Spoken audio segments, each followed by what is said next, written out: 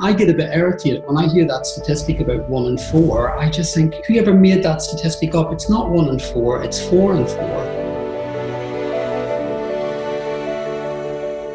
If you're talking to another human being, they will understand human struggle. It could happen to me, it could happen to you, it could happen to any of us.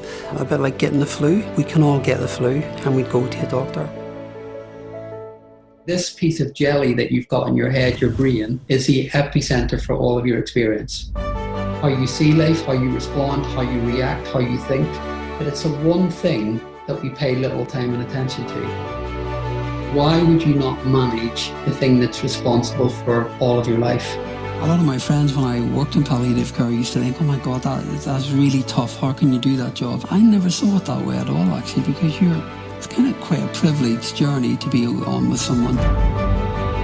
They reminisce and they start to reevaluate their life, and they then start to share with you what they've learned about life. If I had more time, what they would do differently. It was a huge wake-up call on perspective. So it's day one of post-lockdown in the UK, and I guess a lot of people are feeling a real mix of emotions today. Some relief, some fearful and anxious. I would imagine that in the early stages you may have had moments when you thought it might be difficult to cope. Am I going to manage? And I suppose the important thing is to fast forward to where you are now and realise that you have coped, you have survived, you're still here, you've managed.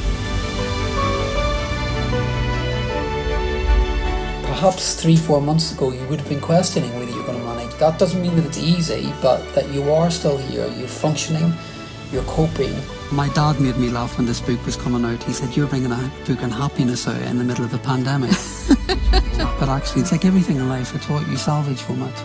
Well, the Prince's Trust is encouraging us to share our hopes and plans for the future on social media. And explaining why looking forward is so important for our mental health, a psychotherapist and author, Owen O'Kane. Good morning to all of you. Thank you for joining us. This will all eventually pass. I know it feels slow, I know it feels never ending, but it will pass. So remember, small steps, take it all easy, take it one step at a time.